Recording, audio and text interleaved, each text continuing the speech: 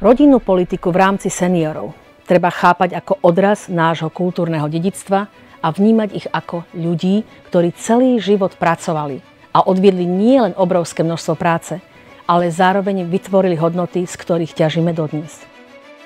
Je bez pochýb, že aj štát je povinný starať sa o ich kultúrnejší život a dôstojné dožitie. Výška dôchodku musí odrážať aj ekonomickú realitu štátu.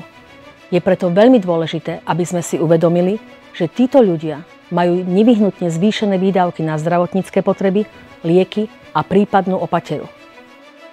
Veľa z týchto výdavkov vieme pokryť našim projektom viacgeneračného, moderného a ekologického bývania, kde sa vieme opätovne vrátiť k trvalým rodinným hodnotám a zároveň znížiť finančné zaťaženie štátu bez negatívnych dopadov na spoločnosť.